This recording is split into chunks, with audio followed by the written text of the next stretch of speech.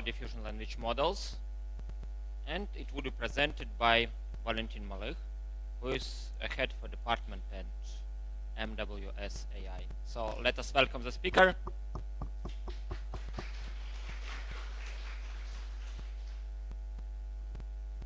Thank you, Alexei. Hello, everyone, again. So, first of all, I would like to do some precautions since I'm giving this lecture for the first time in my life. You will be the first listeners, so you kind of guinea pigs, you know. Be happy with that. Okay, let us discuss my person a few seconds. I have worked at Yandex, at Huawei, at VK.com. Now I'm with MWS AI, and I also have PhD in natural language processing. This is kind of my thing. The natural language processing and diffusions are really recent development in our field. So let us discuss them a bit. So first of all, I would like to see you to see this nice picture. It's like nothing fancy actually, but the important thing is maybe you aware that language models standardly, like in common way, they produce word by word. So they produce next word after given the previous ones. We call it left context. Okay, it's for most European languages, but for other languages it will be right context. Is really not important. But what is important here is that you see that these diffusion language models, it works in another way. It works like generating tokens whenever it wants. So if it wants to generate it right here, it will be done. It's not important when it it has no other context around it. So it's just generating. So this is this stuff we'll be discussing today. But in a long story short, this is like called remasking. We'll discuss in details later. Okay, so let us start with the basics of diffusion models. Since this is really recent stuff, all the I'll be discussing to you, I'll be presenting to you. Actually, not maybe that recent, because this exact paper we are discussing right now is from 4 years back, but actually no one cared about the diffusion language models until recently, until maybe a few months ago. This is mainly because they are like worse, and they were worse in the quality. And I show to you the quality, how they measure it, and why it's worse. And more importantly, they are not only worse, but they also really slow, because you know the diffusions. The diffusions are slow, and for text they are also slow. Okay, so this is the paper, structured denoising diffusion models, and I would like to address you to this picture. Let us ignore the left part for a moment, as you can see here, as you can see here, we have some generations. So we have the T128. Let us say this is the starting point, yeah. And after some diffusion steps, about 100, the most words are already here, but a few are masked. And at the time step 0, they are all here. I mean the words. So this is actually how it goes. So you have seen the GIF. I have presented to you a few slides back, but this is like not in dynamics, but in details on the process. So this is how it's created. So we initially create all masks, and one by one, or in some other cases, many masks at one time, we like relieving it from the masks and getting the words. Okay, so few words about diffusions to better understand them. Thanks to Denise, who nicely presented the diffusions on the images and videos. But for text, it's in a kind of way it's the same, but it's not like really the same. But let us start from the beginning. Yeah, you see that there is like forward process and backward process. Forward process for diffusion, when we add noise and it becomes more and more noisy, and it's obvious. But what is important here is that we have different, how could be said, the types or the different matrices, diffusion matrices they called, which we could apply to do the diffusion process. So in the center is Gaussian diffusion. I think Gaussian diffusion is well known to you, but in a few words, it's just simple Gaussian distribution, which is just applied, and given the picture, it becomes more and more smooth and noisy. But there are other types, and we'll be discussing them. It's uniform diffusion, and you see how it goes. So the uniform diffusion, well, we have the only main diagonal on this matrix. For the Gaussian diffusion, you see that not only main diagonal, but also other diagonals are also used, but maybe less. And another one is absorbent state, so-called absorbent state. It's when you have the main diagonal and additional line of the I wanted to say attention, so of course it's not attention. It is the states which are absorbs the probability, and you see this on the picture. And for the reverse process of diffusion, of course, it's the same. So we have the random noise here, and we apply some of these matrices to get rid of the noise and get to the original picture, hopefully. Okay. Let me start here. Yeah.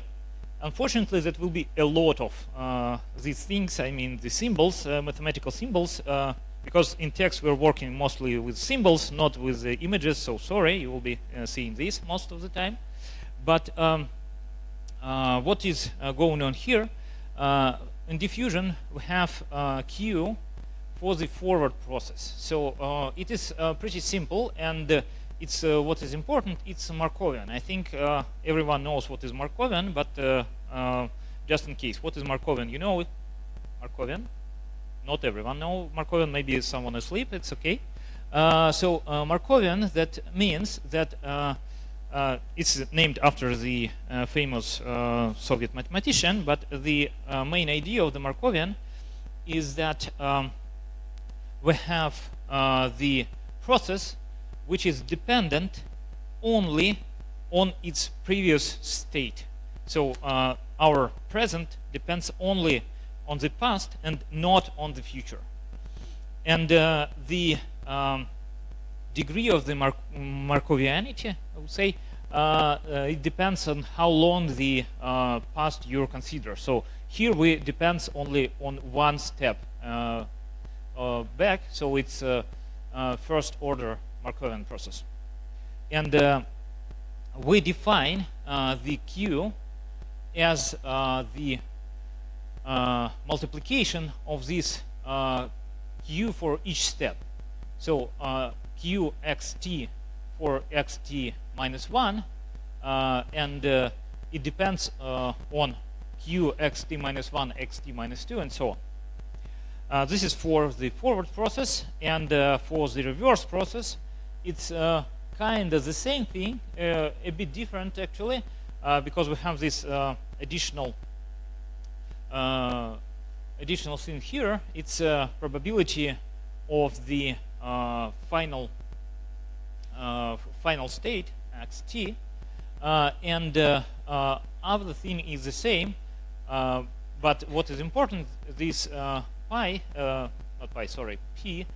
probability is given by this theta parameter. So we parameterize this function and we learn this function.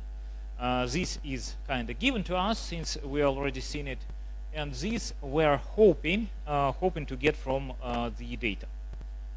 Okay. The most of my talk is and most of the diffusion models is actually about these loss functions, and the loss functions, they actually looking terrifying, but they pretty simple if you look inside it. Let us try to decompose the function, and we are now discussing this variable lower bound loss, which is used in the most cases. So we have an expectation on Q, the forward probability model, and we have these three parts. So the first part is the divergence between the xt, the final state, and x0, the zero state, the state we actually want to know. This is the q and the divergence between q and p, and this is for the time step t, t big, the final step. And for the all other steps except in the first one, we have this stuff. This is the again the expectation, KL divergence, Kullback-Leibler, of course, KL divergence, and the same with the Q and P theta, but with P theta being x t minus 1 xt. And the final step, or the first step is better to say, the first step is again the expectation, but here we have only the logarithm for the p theta, because this is like the final state. We have no distribution of the data here. No distribution of the data which we consider here.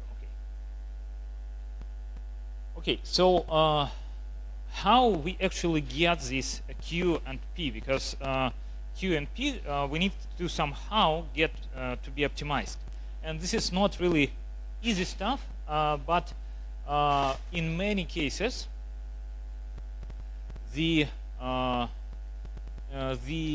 diffusion models consider Q and P being this stuff.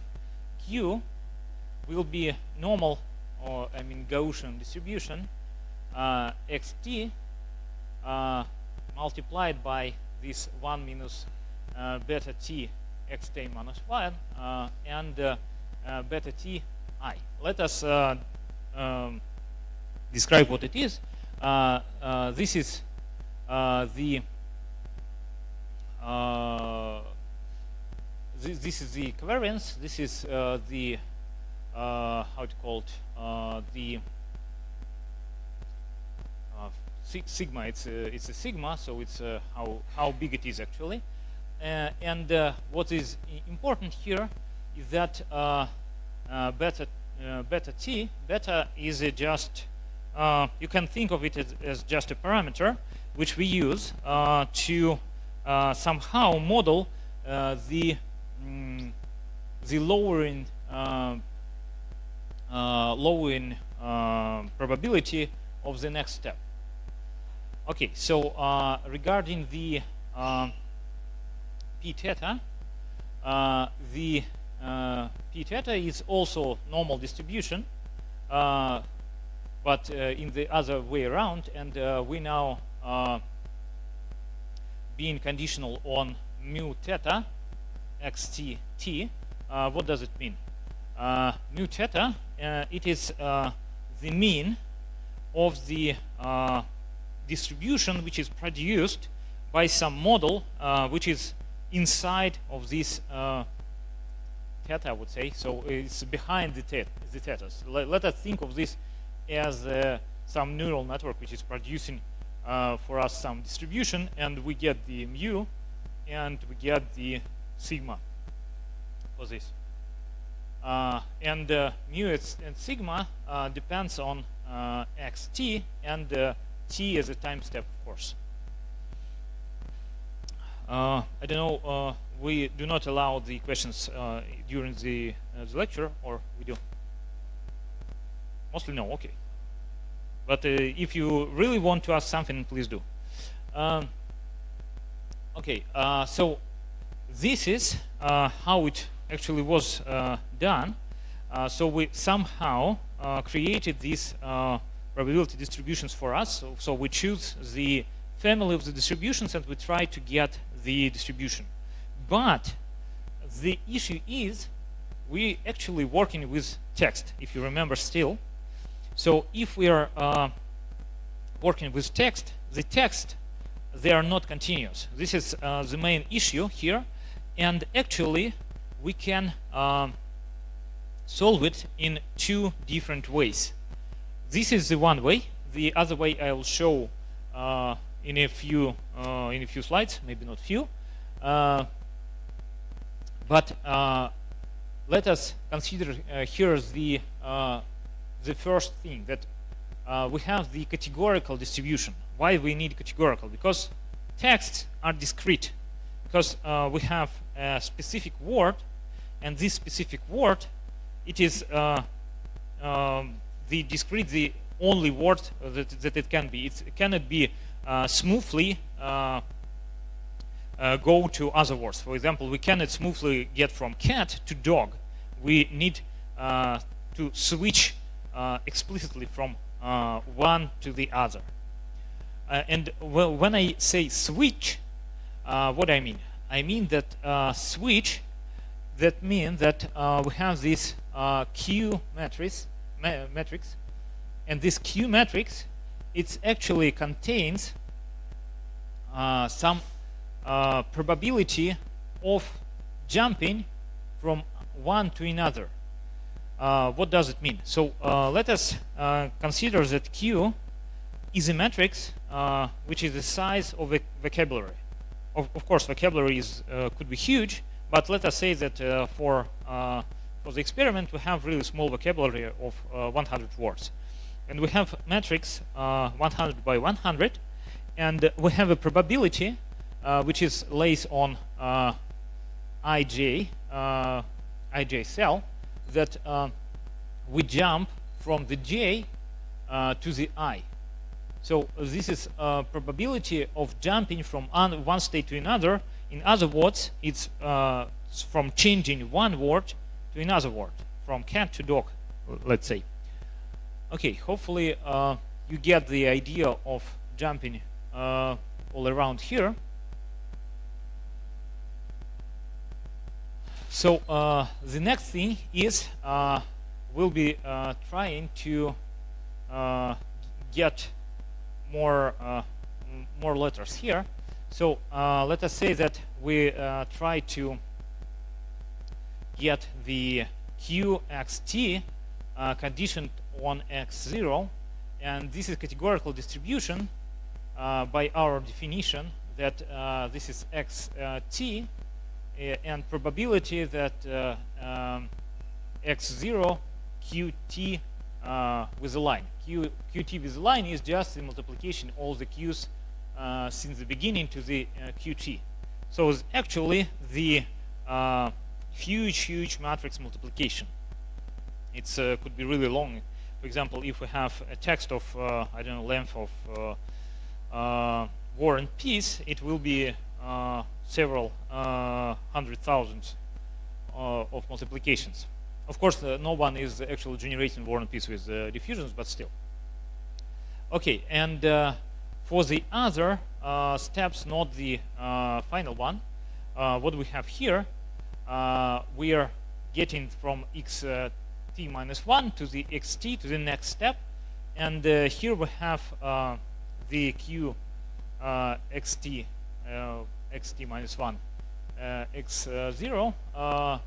This is actually bias rule, that's it. So q x t minus 1 conditioned on x0.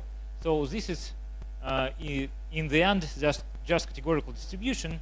The probability is xt qt multiplied vector by vector x0 qt minus 1 and actually in the and below x0 qt xt. So the main idea here is that we multiply x by q, what time we need, let's say for all the time we need, and after that we divide by the x, q, and x. So this is also vector multiplication here. Okay.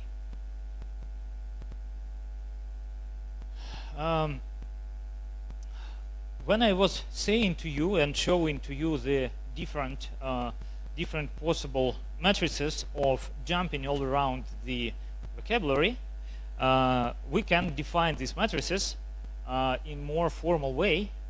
And here what we have, the qt here is 1 minus, it's a constant, not important, bt if I equals j, and 1 by k bt if I do not equals j. So this is uniform, and what does it mean? That means that the most of probability mass is on the main diagonal, and the all other probability mass is really small and really smooth on all other cells. Hopefully it's understandable from the formulas. And for the absorbing state, it's 1 if I equals to j and to m, and the other stuff is 1 minus beta t if I equals to j but not to m, and bt is I equals to m and I is not equals to m. What does it mean? It means that we have main diagonal, and we have the we have other two lines, the horizontal and the vertical lines, which are adding to us some these absorbing states. And finally, we get the loss. As I said before, at least I wanted to say that in all of the diffusion models, the most important part, at least up to now, is how we actually computing the loss. Computing the loss, it is like we have this our variable lower bound loss here, plus the loss on the entropy loss of this p theta distribution.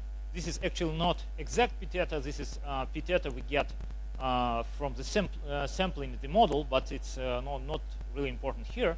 So we get the distribution, and we get the expectation on q t conditioned on q0 x0 and q x0.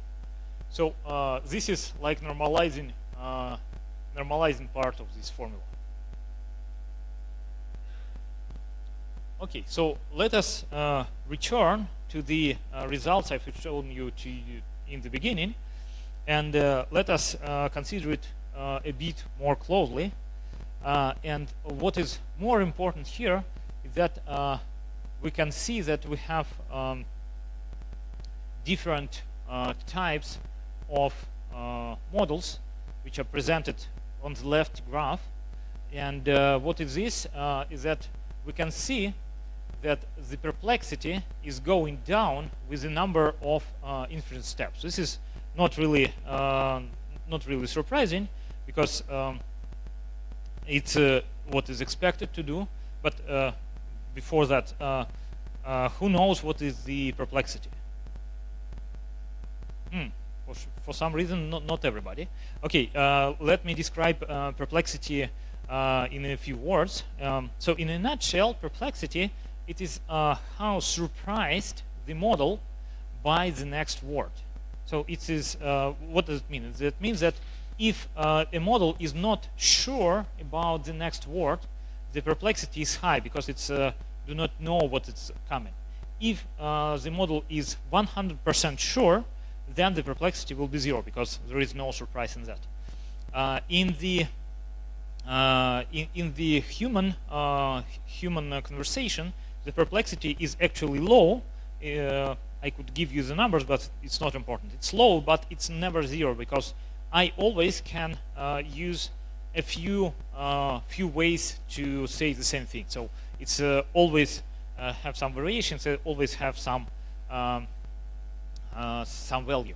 But what's important here is that we see if we use different types of the matrices, of Q matrices, then the perplexity is different. And what it means that uniform matrix is actually worse than the masking matrix. Masking, which is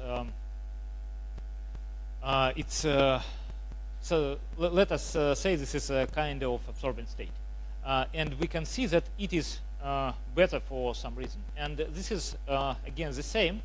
And if we look here, well, we can see that this is the original what we started with our training. This is what we want to actually reconstruct. We corrupt it, adding some masks, and we reconstructing it, so we relieve the masks and getting the sentence readable back, and we want it to be as close as possible to the original one. So it is the corruption is the forward process of diffusion. So we add in some masks, and these masks are actually a diffusion. They are worsen our text, and when we're reconstructing, we're making the reverse process. I'll say a few words about that later. Okay, let us discuss a few results here. So the model we are discussing called D3PM. So it's a diffusion something model, and you can see there is 3 types of this diffusion model. So the uniform diffusion. Uniform is, as we remember, the main diagonal, and the second one is second one is neural network, and the third one is absorbent. We discussed uniform and absorbent, but neural network we haven't been discussing, and this is just let us say this is just learned. So we just have some neural network which is learning how we actually want to jump around the diffusions. And as we can see here, if we are comparing the numbers, then we can see that the numbers are actually pretty high. As I said, the perplexity is the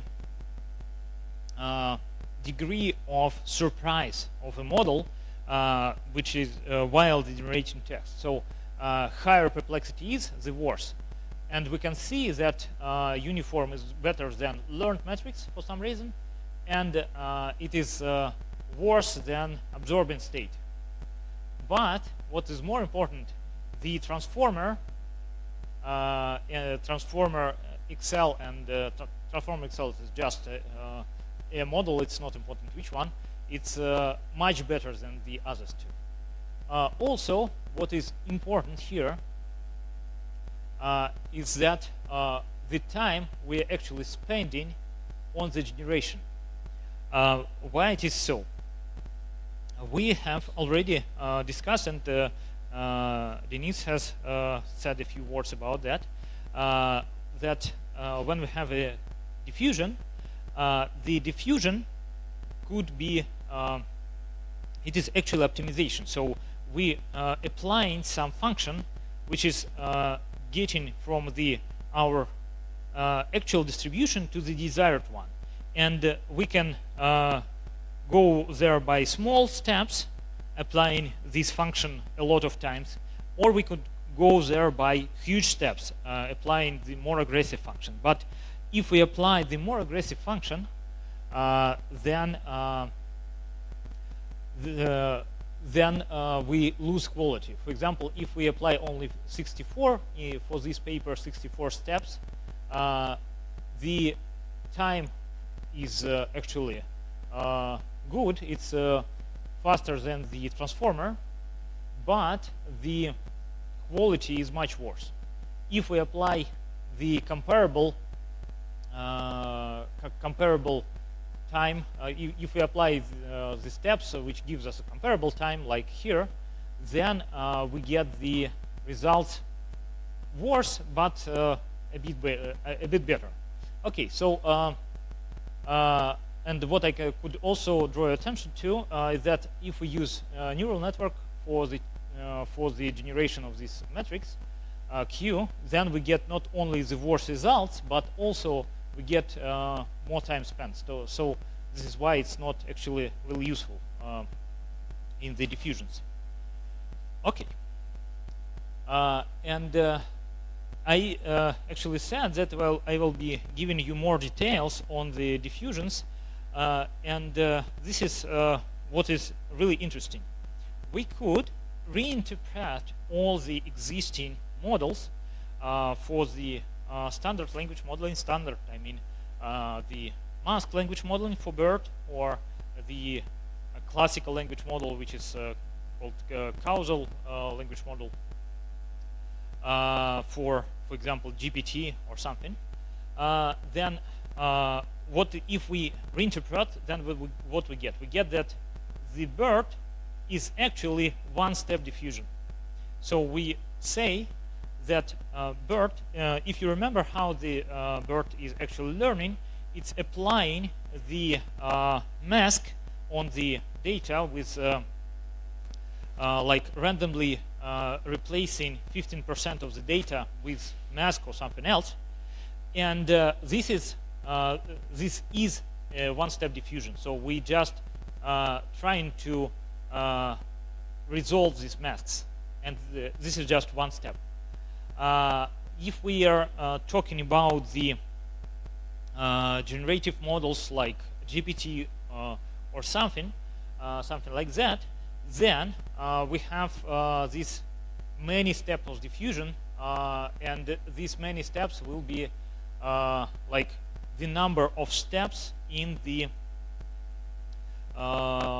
in this number of tokens in the text. So if we have War and Peace, we'll have a few thousand steps.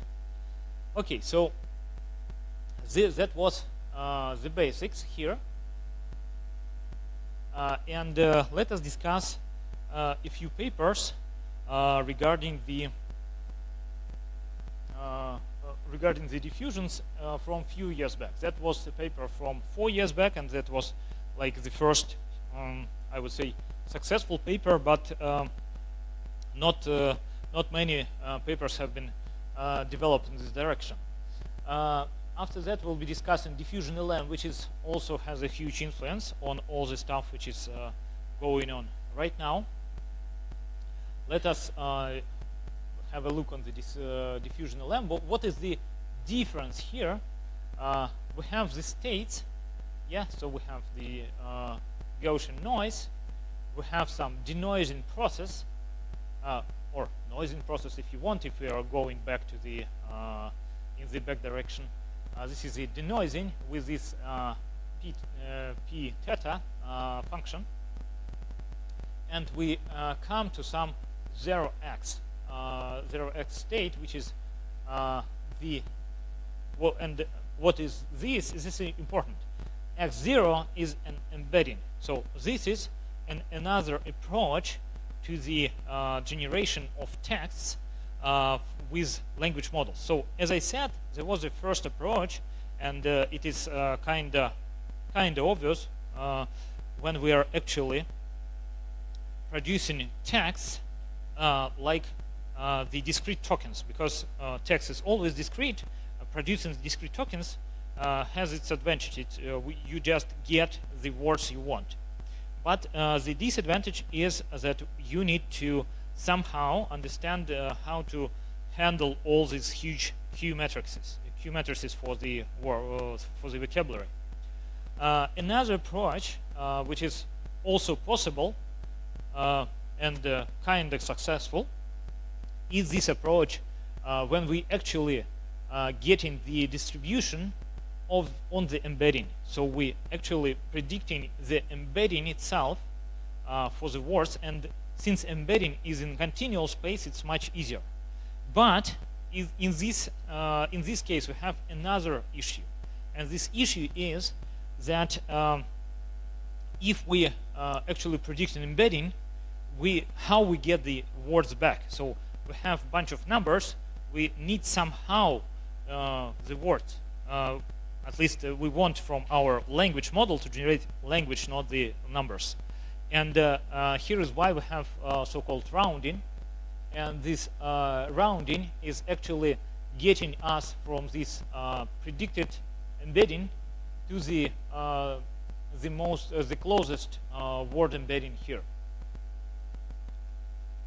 Okay, so the diffusion LM is a bit more complicated model because it has an additional part.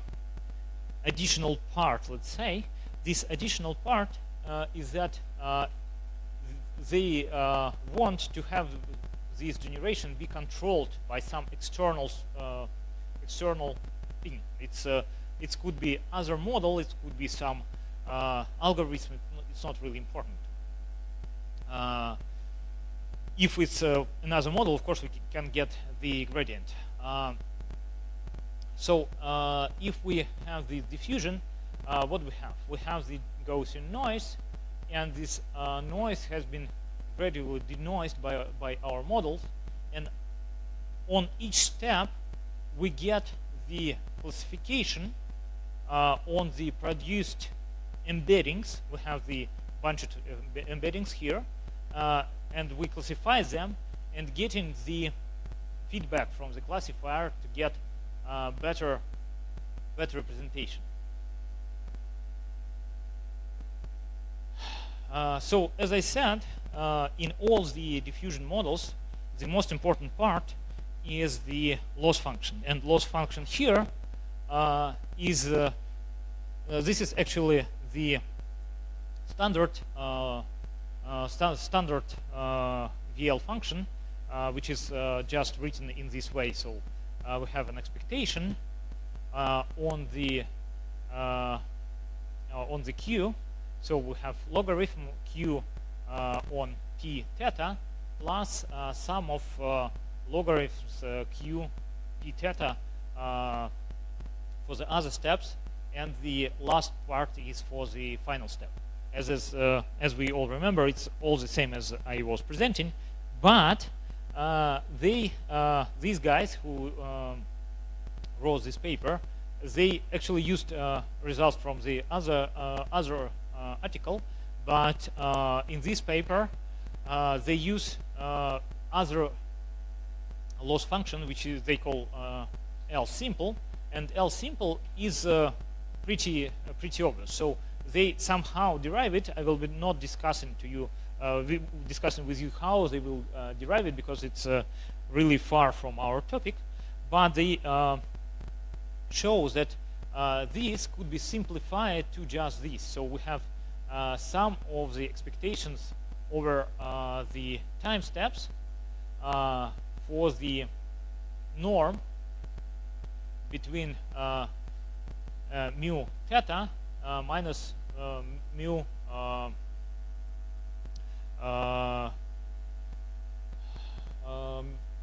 mu from the data. So we get these two mu's, and this mu, as I said, is mu from the distribution that produced by the model or by the data. So we want to minimize these two mu's. So actually what they are doing, they just saying that we can somehow predict these embeddings which will be close to the embeddings which already pre-exist in some way. Okay, so that is not enough, and we have some end-to-end training objective. That was simplified one. The end-to-end, it's when we add to the VL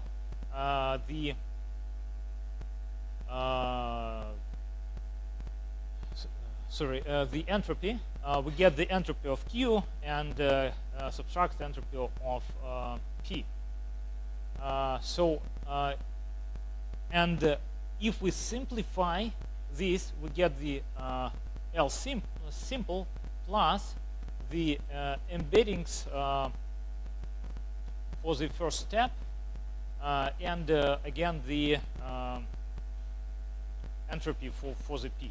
So it's much more simple than before, because all of this stuff we already knew or can get easily from the model. We can get the embeddings, we can get the distribution from the model, and we can easily compute it. So all of these tricks are just for ease of computation. So the generation itself, how they generate it. So if we get the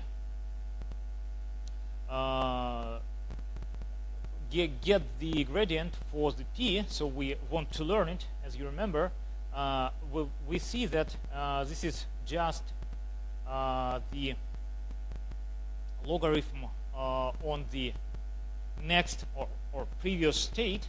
This is previous state in the way of reverse process, and the P of C. So this is for the classification, as I showed on the picture, and this is for the diffusion model itself. So this is how we get the gradients for the controllable text generation. Okay, so what we get here, and what they wanted to get here, they wanted not to measure the perplexity. We have discussed with you the perplexity is a really simplistic measure. We just measure if the model is surprised by the next words, and that's it. It's actually not really enough. In our text generation, like in the real world of text generation, we want to generate some word which will be which will actually generate something we wanted to generate. For example, this is I forget which is the data set here, but let's say this is movie reviews. I don't really remember exactly the data set, but we have several measures. So the rouge and blur and rouge, they are from n-gram. So they're comparing directly which tokens are in the generated text and the original text. And as you can see, the blur score is the highest in their, of course, in their setup for the diffusion, and it's even better than the autoregressive approach. That means that they just use a transformer here. And rouge also is better. Cider is also about the n-grams. And BERT score is totally another thing. BERT score, it's comparing the embeddings of text. So when we feed the text to the bird get the embedding of the text, and we compare these embeddings and say how similar the embeddings are. And we see that by these measures they are on par. Actually, maybe a few words about that, because I'm saying on the one part about the tokens and another part about the models, and it seems to be that these metrics are actually not really the same, and they are not the same, but we as a community know that per token metrics like Rouge or something, they're not really good, and the expression of variability of human language, while the BERT score is better on that, but it cannot get the differences in some easy mistakes. For example, if I'm saying that I give this I don't know, I give 100 yuan to John, or I give 100 yuan to Jack, for Bert it will be almost the same, but for John and for Jack it will be totally different, if you understand. So there are these, we need both the measures of tokens and the measures of semantic similarity kind. What is also important here is that we have this human evaluation. This human evaluation they have done, they try to ask the people if they like the generation or not, and they show that actually generations are almost have the same result in regarding to the statistical difference. Okay. So the next paper, it was pretty interesting, and it is pretty interesting, and it was pretty famous back in the day, and maybe 2 years back. It's Genie from Microsoft. This Genie model is actually pretty simple. In comparison to what I have already presented to you, it's pretty simple, but what is important here, it's actually working in another way. What we have? We have some encoder input words. We have encoder, which is also transformer. We have the output of the embeddings from the transformer. You see again the embeddings.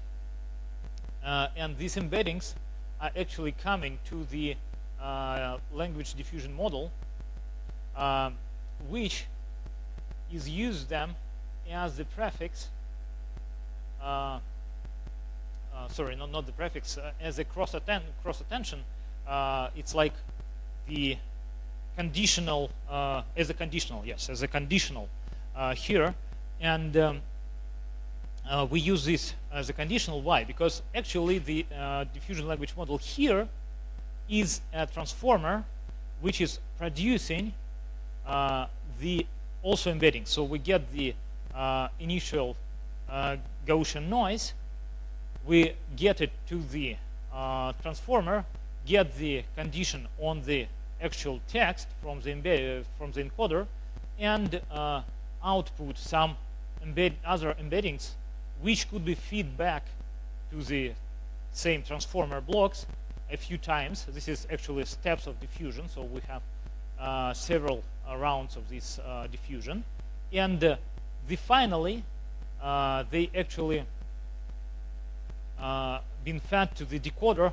Of course, it's also a transformer, and this transformer is getting the output, its generate output. So this is what is the difference. So we have actually a whole transformer here, but instead of simple decoder and encoder like encoder and that decoder here, we have in the middle the language diffusion model, which do some diffusion stuff. So it will possibly improve the quality. Let us have a look on the improvement. So what we have the results here. As you can see, we compare with pretty old models, but there the For that time they were not so old, but still. For example, this BART model, simple transformer, and even Osteum something. But if you can see that this diffusion Gini model is better in the most cases than the other models. Of course, maybe it's not really not really honest comparison, because these are, as I said, pretty old models, and now we have better models for generation. But since that we have the diffusion models which already generate good, and as I said, we see here this n-gram matrix. So this is Rouge, this is also Rouge of different type for two different data sets. One is CNN Daily Mail, and another one is Gigawort. CNN Daily Mail is, and Gigawort also, there for summarization. So what does it mean? That means that we feed in the encoder the whole article, news article, and we want our diffusion model to produce a short summary. And you see that it is better. And what is also important, that in Gini they use pre-trained decoder. That means that what they have, that they used, I don't remember which exactly model they used. I think it was T5, and they just get T5 model inside their diffusion model and train diffusion model not from scratch, like in the penultimate row, but in the ultimate row we have the better results. So if we have the good pre-trained model for generation, it is helping to get better results. This is an important point for all the next stuff also.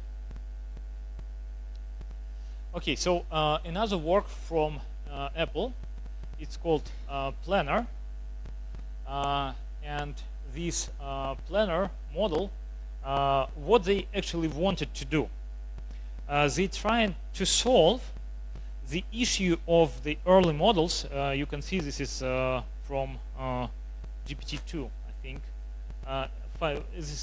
It's not actually said here, but it's fine-tuning of GPT-2 model. And for the early generation models, there was a huge issue that they wanted to repeat themselves really often, would say. And what they want to get rid of this, and they said that their diffusion get the much better results with almost no repetitions. And how they do this? Actually, they do almost the same thing. If you remember the Gini, or you think of the diffusion models before, it is almost the same. So we have the encoder when we getting the text in the sense of tokens into embedding. By the embedding, we have the some representation.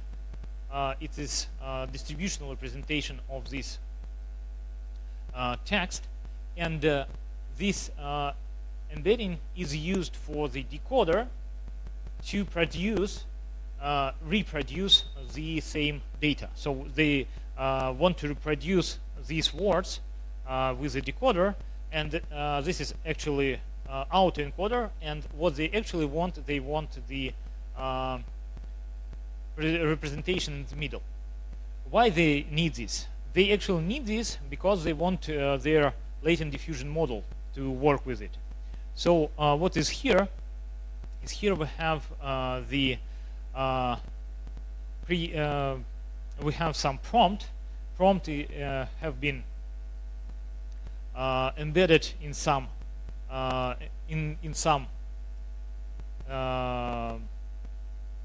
in some way, and this way is used in transformer model, like in the Genie.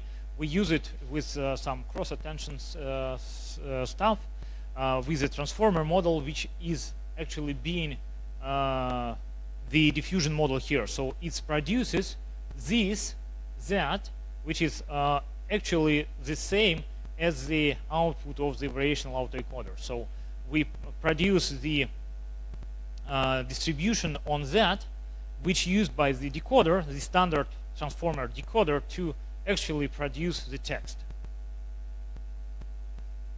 And what we get the results, as we can see, this is also CNN Daily Mail dataset, and we can see that the planner is better than the Genie,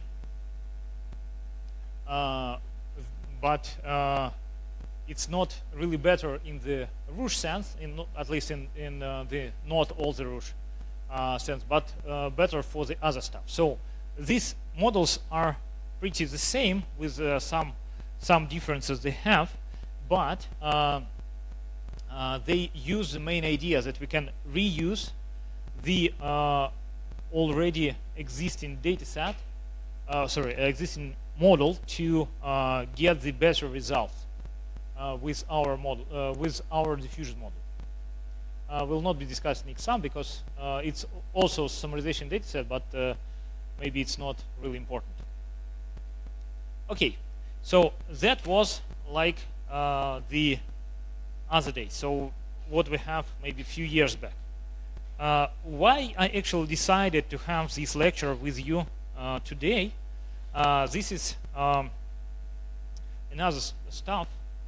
This is Lada. I think people from Russia know this word. It's a famous Russian car brand, but the guy is not from Russia, unfortunately. What is the Lada?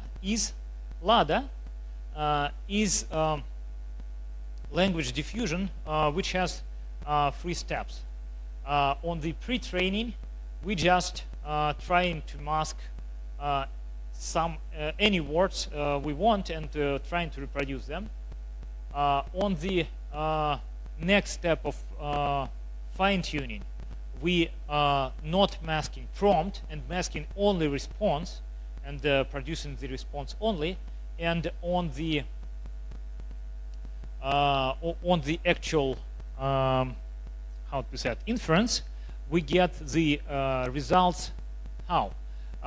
We get the prompt, we get all the dataset, all the text masks, and we masking it several times. This is really important because I already said the word about remasking, and we now here can discuss it. So what does it mean? That means that our model is actually can leave mask from maybe 1 word, and we remask.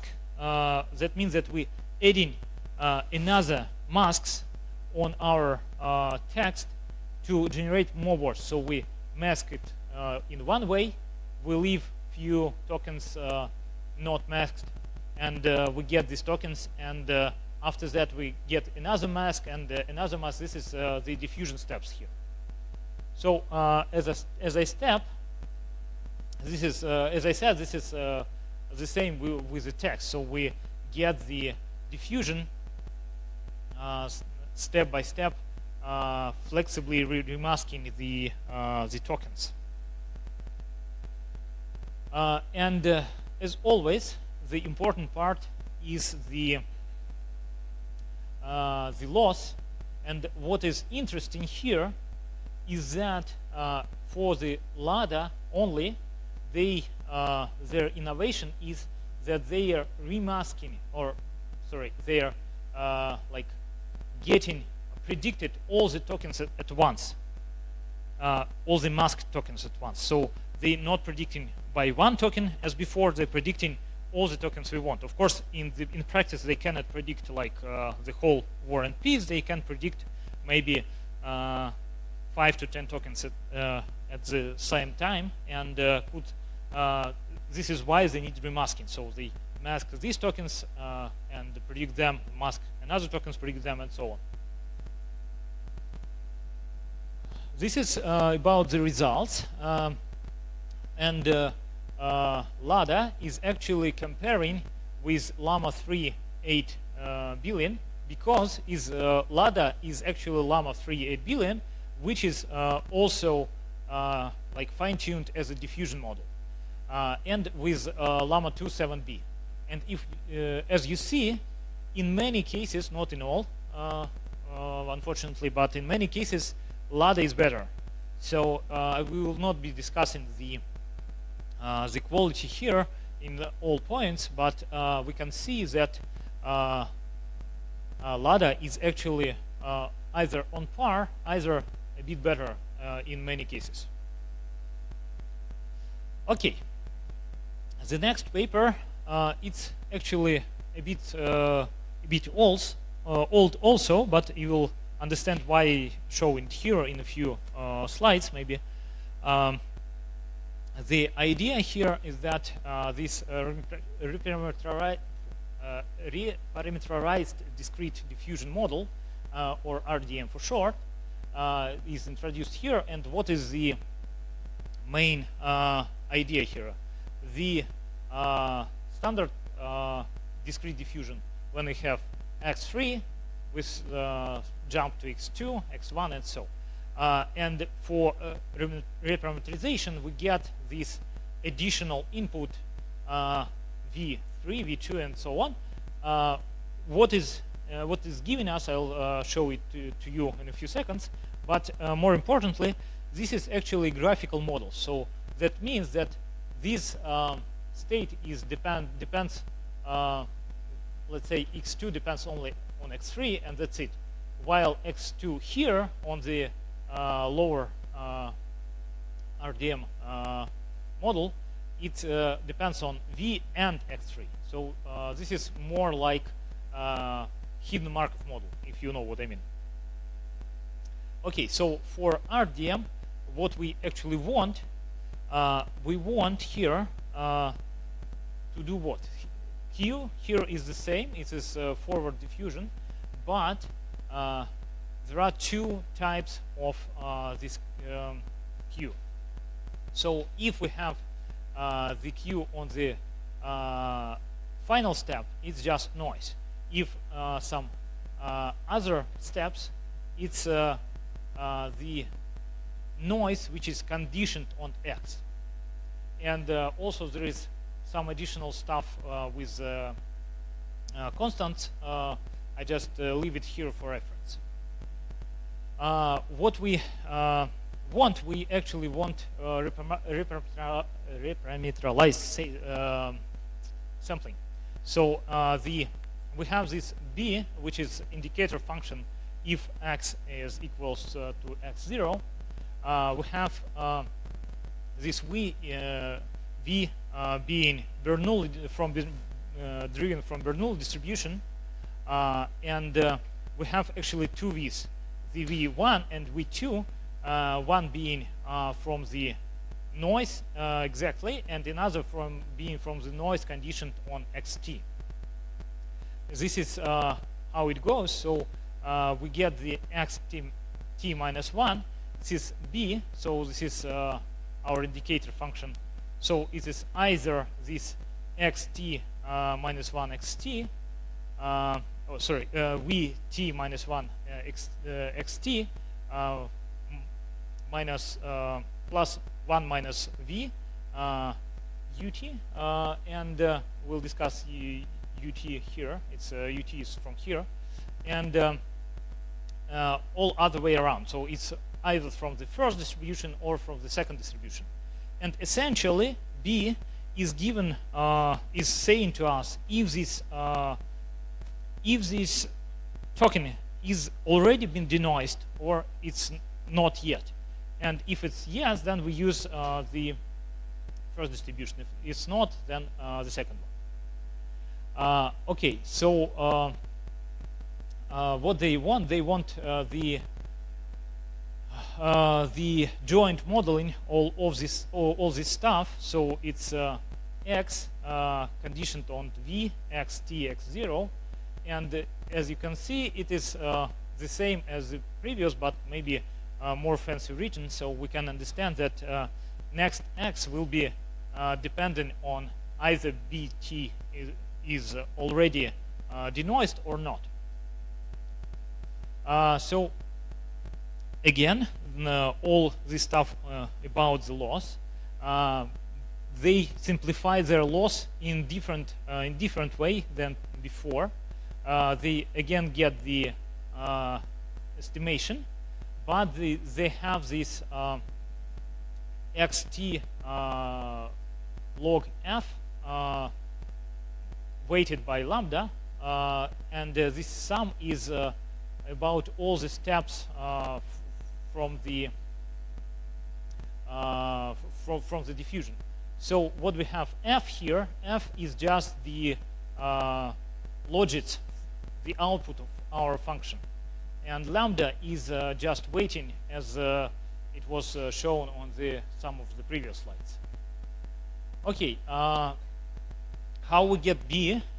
B is, as you can see, is just getting 0 or 1 by using conjunction or disjunction with this v stuff from the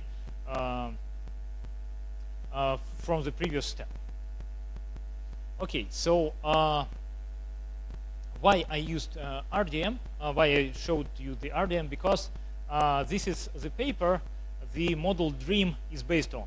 The DREAM is not a paper; it's just a model which has been produced by Huawei.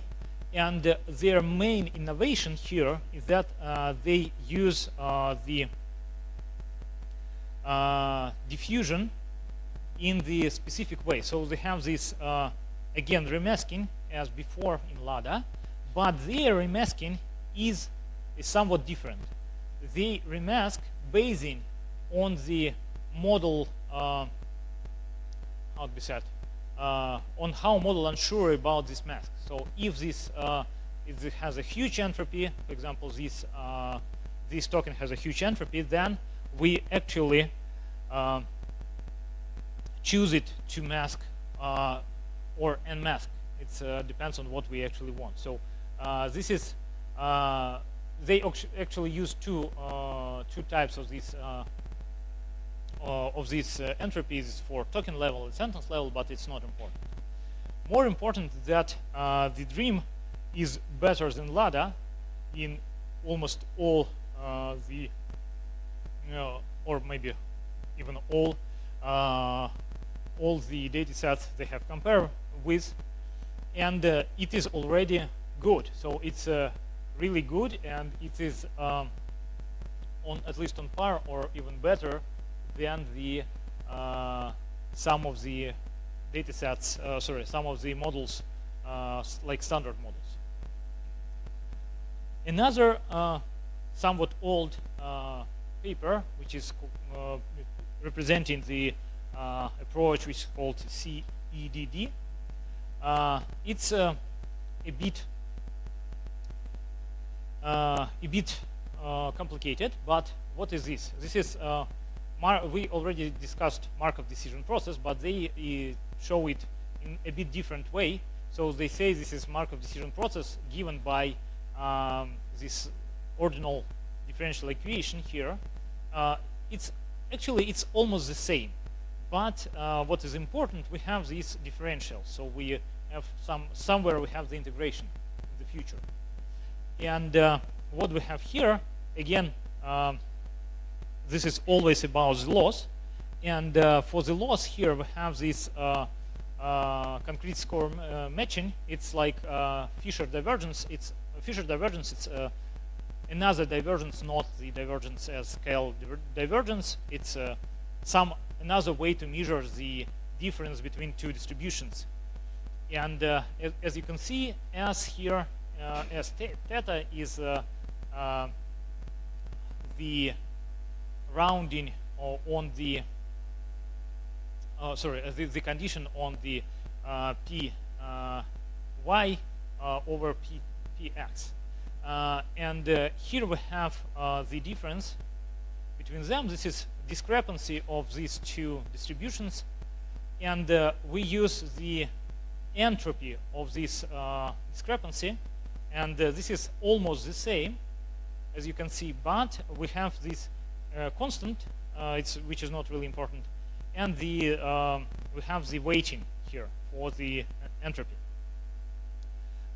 They actually used denoised entropy, so they said that that entropy was really noisy, and finally they wanted to weight this entropy. This is the same entropy on the previous slide, but weighted by this Q matrix. You remember the Q matrices? They use this Q matrix and reweight it, and Q matrices, as before, could be uniform and could be absorbing state, and as we could use as simple as just counting from the data, and what we get here, we get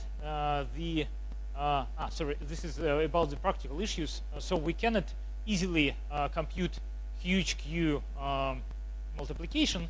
So this is why we actually use the exponent, and we use just simple differential over sigma to get the easy computation. They say that this becomes worse, of course, but it's still working for their stuff. And what does it mean working? They said that their model is actually better than GPT-2.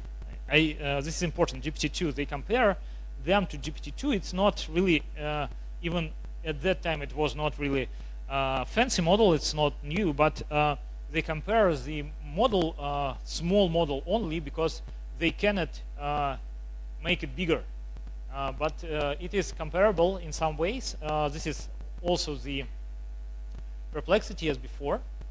But this is why I actually wanted you to show this pretty old paper, because this paper, which is pretty fresh, maybe last week, it is Mercury.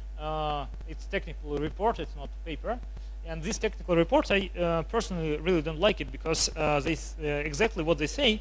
They say that all we have this from this set paper, and we have our like private proprietary inference engine, which allows us to sampling faster, and this is why we're so cool. And that's it.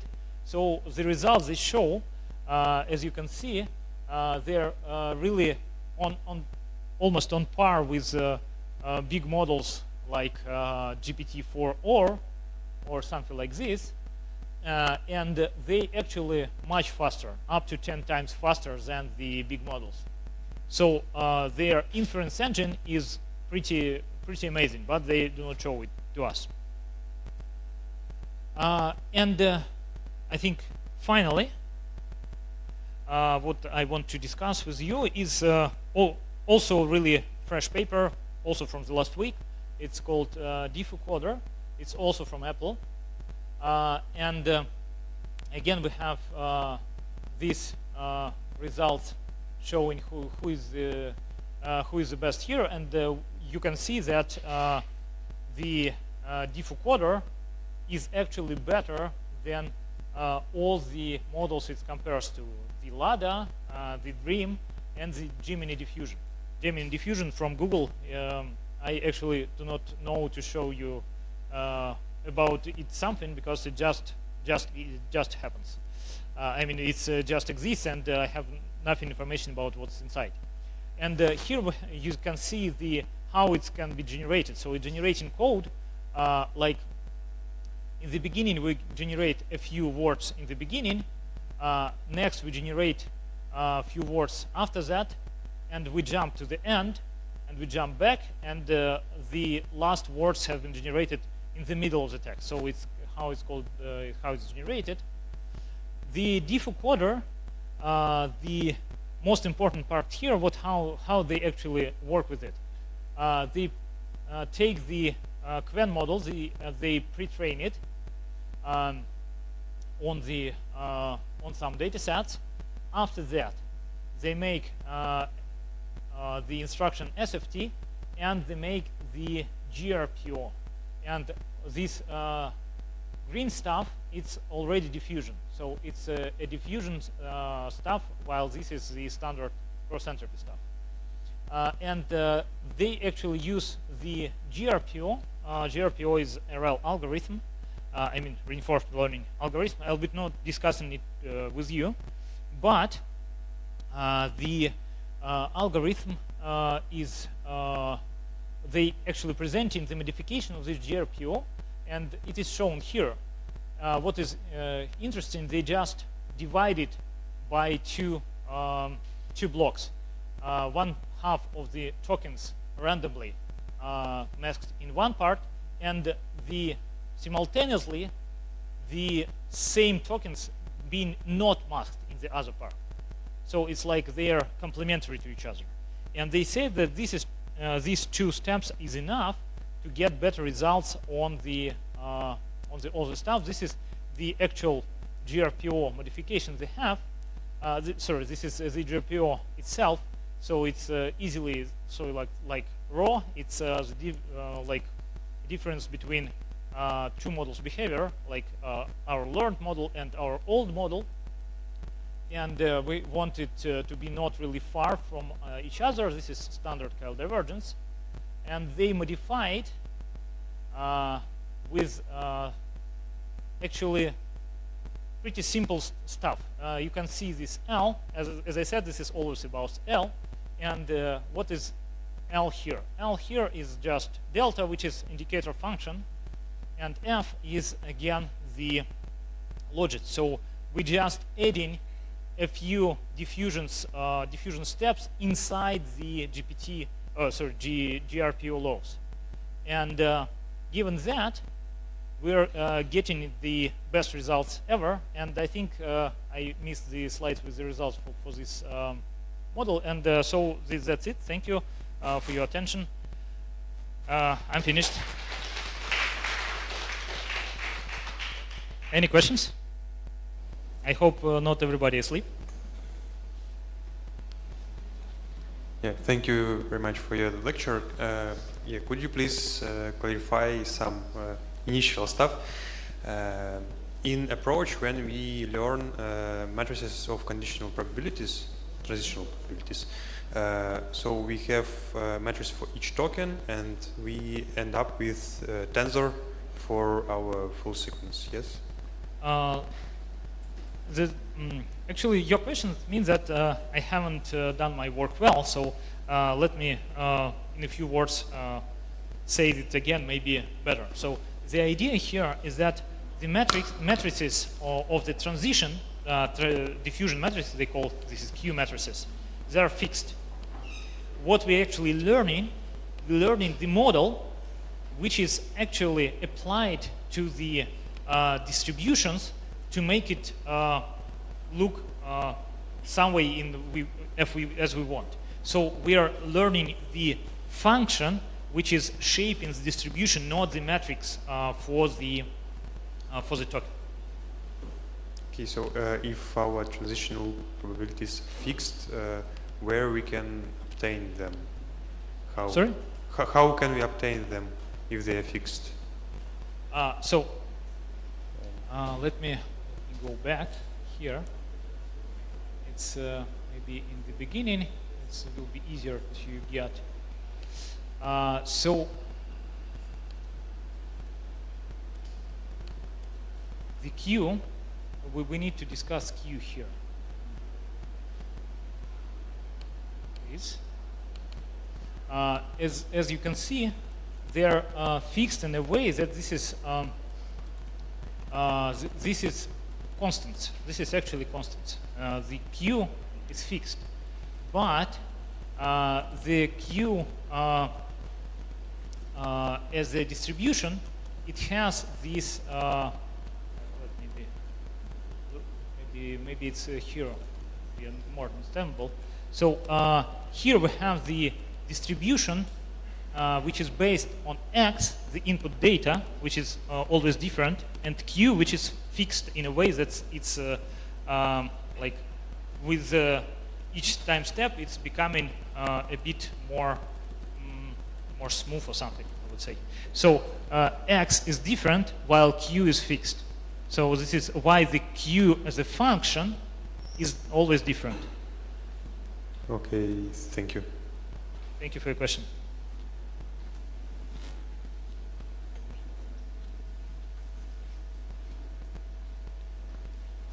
Any more questions?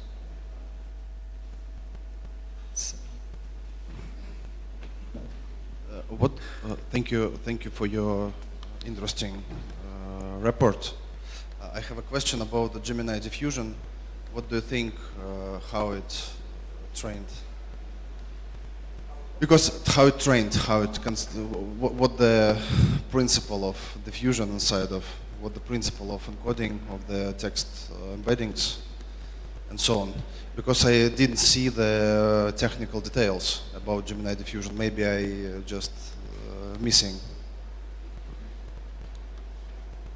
You're not missing because I haven't seen it too. As far as the state, they haven't published the report. Maybe I've missed it, but I have a time to get a look on that. But I have some like I have some thought how they can train it, but I cannot be sure.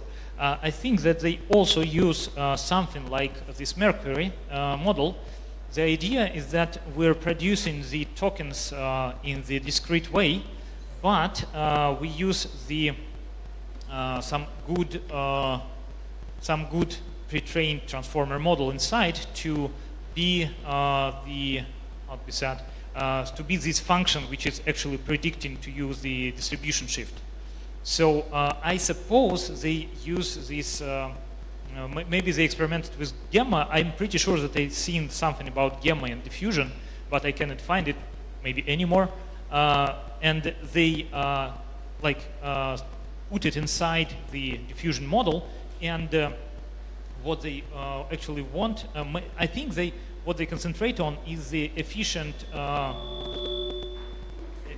sampling. And efficient sampling, we do not know how they do it. So the stuff about the generating itself, it is already standard. So we just have transformer model, and which is actually predicting to us the distribution shift for the to generate the actual text. But how to sample really fast, we still don't know as a community. Thank you for your question. Other questions? Seems to be no. Then thank you again.